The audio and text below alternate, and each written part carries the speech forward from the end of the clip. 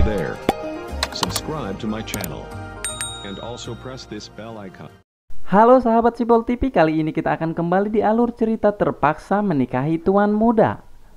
Terpaksa Menikahi Tuan Muda memperlihatkan adegan di mana Tuan Muda Bimana mengganti semua pakaian Kinanti yang ada di lemarinya, menjadikan pakaian baru dan mewah. Salah satunya adalah pakaian yang akan dikenakan oleh Kinanti saat menghadiri acara reunian sekolahnya. Membuat Kinanti merasa aneh karena pakaian lama yang di lemari adalah pakaiannya yang dibeli dengan uangnya sendiri, tetapi malah dibuang oleh Tuan Muda Abimana.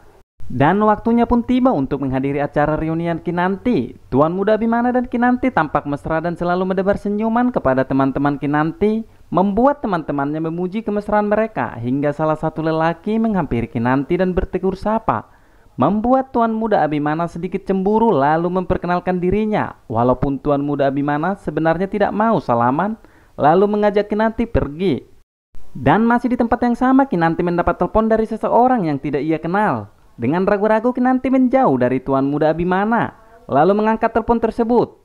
Dan di balik telepon itu mengatakan bahwa dia mengetahui semua tentang kematian ibu dari Kinanti, bahwa ibunya meninggal bukan karena bunuh diri melainkan dibunuh. Dan ibu dari penelpon menjadi saksi kejadian itu dan menyuruh Kinanti mendatangi alamat yang akan dikirim ke HP-nya.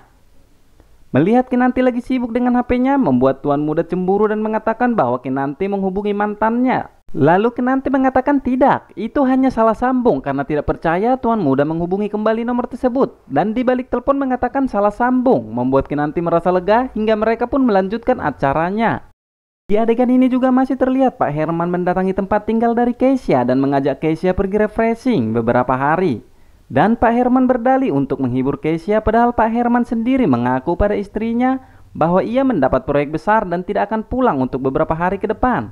Membuat Pak Herman mempunyai waktu berduaan bersama Keisha dan mereka pun bisa selalu bersama. Dan Pak Herman tidak mengetahui bahwa Keisha berniat untuk menjebaknya agar rumah tangganya Pak Herman hancur karena Keisha dibayar mahal oleh Tuan Muda Abimana. Adegan ini juga memperlihatkan Alia masih selalu berusaha bertahan hidup dari sekapan Anita, kakak dari Tuan Muda Abimana. Alia berusaha untuk melarikan diri dari gedung tua tersebut karena kakinya diikat membuatnya susah untuk melarikan diri. Dikarenakan Anita juga mempersiapkan penjaga khusus buat Alia agar tidak bisa lolos, membuat Alia frustasi dan tidak mau lagi makan, membuat penjaganya selalu marah. Setelah mendapat alamat saksi hidup atas kematian ibunya, Kinanti buru-buru menemui Tuan Muda Abimana saat hendak pergi. Dan Kinanti meminta izin untuk keluar, tetapi karena takut memberitahukan yang sebenarnya, lalu meminta izin belanja dan setelah itu dia izin menemui ayahnya Pak Herman di kantornya. Dan Tuan Muda Abimana pun mengizinkannya, lalu pergi bersama David dan Kinanti pun pergi menemui alamat tersebut dengan buru-buru. Setelah sampai di alamat yang dituju, Kinanti ragu-ragu apakah tempat itu benar atau tidak.